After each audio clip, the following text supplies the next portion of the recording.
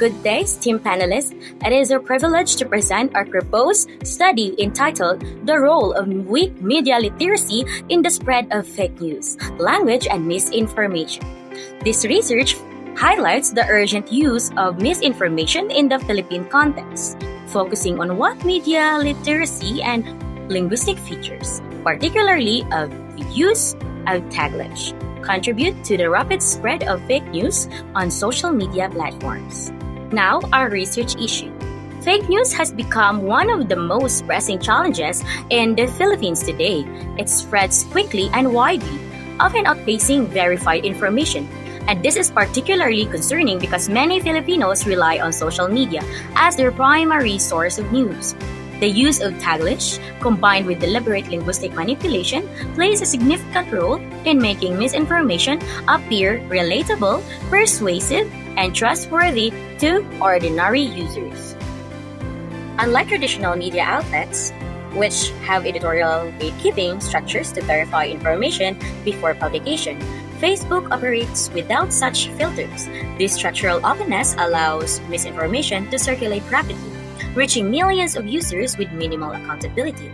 And as a result, fake news posts can achieve virality and influence public opinion before fact-checkers or educators can intervene.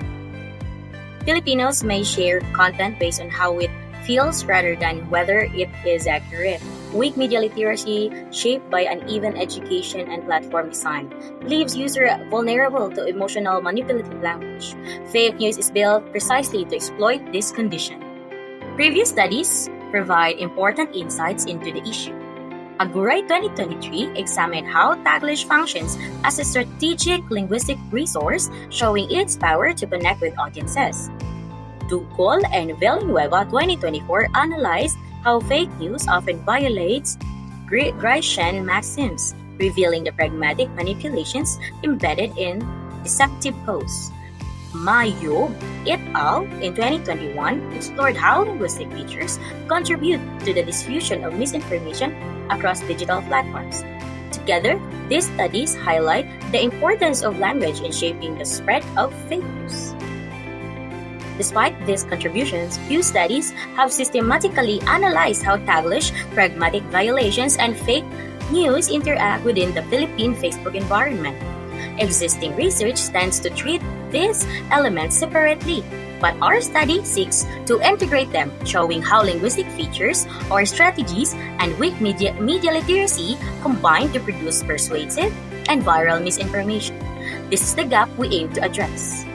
The beneficiaries of this research are diverse: scholars in linguistics, pragmatics, and misinformation studies who gain new insights into the role of language deception. Media literacy educators can use of our findings to design more effective teaching strategies. Policymakers, digital communication advocates will be better equipped to craft inventions against misinformations. And most importantly, Filipino social media users stand to benefit as this power them to critically evaluate the content they encounter online. This study is guided by one general aim and three specific research questions. Generally, we investigate how viral Taglish fake news posts on Philippine Facebook are linguistically constructed to persuade readers, focusing specifically on their violations of Rice cooperative principle and explaining their effectiveness through Potter's media literacy theory. Our three specific questions are: first, what linguistic strategies are present in this post? Second, what violations of Rice cooperative principle are identifiable in them? And third, how do these violations function as deliberate manipulative strategies? So each question builds on the previous one. We first identify the language, then classify it theoretically, then explain why it works. So these questions correspond directly to three objectives. So first, we will identify the linguistic strategies present in viral Taglish fake news posts on Philippine Facebook. Second, we will analyze violations of Rice cooperative principle in this post. And third, we will explain the manipulative function of those violations, specifically how they are designed to persuade readers operating under conditions of weak media literacy. The objectives follow the same logical sequence as the questions: identification first, classification second, explanation third.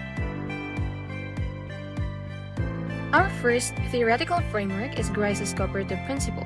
Introduced in 1975, Grice observed that communication works because participants share a set of implicit expectations. He organized this into four conversational maxims: the maxim of quality, which refers to being truthful and only say what you have evidence for, and the maxim of quantity, be as informative as the exchange requires, no more, no less.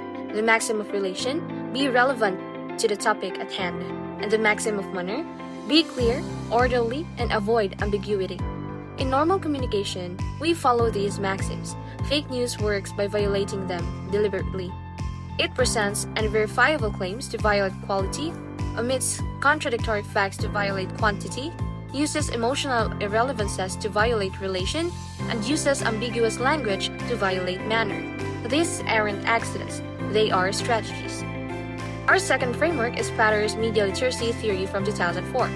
Potter theorizes media literacy as a spectrum, not a binary of literate or illiterate, but a continuum of skill. At lower levels of this spectrum, individuals process media content automatically rather than reflectively. Familiar sounding, emotionally resonant, content bypasses critical evaluation, and it simply feels right, so it gets believed and shared. This is precisely the condition that fake news is engineered to exploit. And in the Philippine context, this is not a character flaw. It is a documented societal reality, shaped by an even educational infrastructure and platform designs that reward engagement over reflection. The two frameworks work together. Grice explains the mechanism, what the language does, and Patter explains the condition, why the mechanism is so effective on specific audiences. Bringing them together, our conceptual framework moves in three steps, mirroring our three research questions exactly. We begin with the taglish fake news posts themselves, and we identify the linguistic strategies present in them. We then classify those strategies as violation of Grice's four maxims. Finally, we explain how and why those violations function as deliberate manipulation, drawing on Potter to account for the weak media literacy context in which Filipino Facebook users encounter this content. The framework is both a theoretical map and a practical guide to our methodology. In the methodology, our study employs a qualitative research design. Specifically, we combine qualitative secondary data analysis, qualitative content analysis, and pragmatic discourse analysis. This design is appropriate because our goal is not to count or measure, it is to identify, describe, and interpret linguistic patterns in existing text. We are working with language at the level of meaning, context, and communicative intent, which requires close analytical reading rather than statistical processing. The design is organized into three sequential analytical steps, and each corresponding to one research question. So the method is directly structured to answer what we set out to find. This study has no live respondents and no research local in the traditional sense. Our data came from the publicly accessible verified archives of two Philippine fact-checking organizations, the Verifiles and CheckPH. Our corpus consists of 20 to 30 viral taglish fake news posts selected through purposive sampling. To be included, a post must meet four criteria. It is written in Taglish, combining Tagalog and English in a single message, has been formally verified as misinformation by Verifiles or CheckPH. Third, it demonstrated virality at the time of circulation through documented shares, reactions, or comments. And last one, the full text remains accessible for retrieval.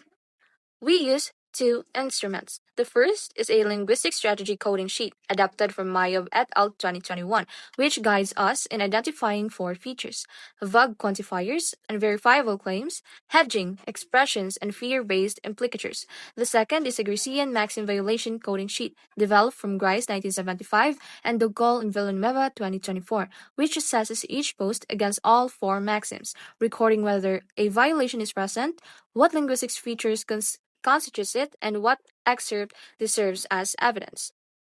Our analysis proceeds in three steps, designed specifically to answer each research question in sequence. Step 1 answers research question 1. We apply qualitative content analysis to the corpus using the linguistic strategy coding sheet.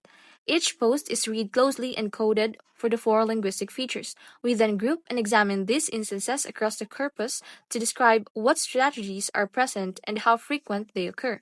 Step 2. This answer research question 2. We will apply pragmatic discourse analysis using the Garcian maxim violation coding sheet. Each post will be assessed against the four maxims. We will then identify and describe violations with direct evidence from the post text, and we examine how the linguistic strategies from step 1 correspond to specific maxim violations. And for the step 3, this answer research question 3. We conduct an integrative thematic analysis that connects the findings from step 1 and 2 to Potter's media literacy theory.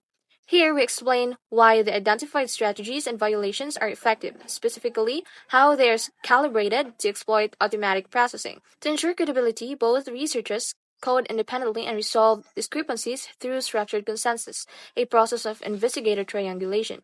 Cases of genuine ambiguity are documented and reported transparently.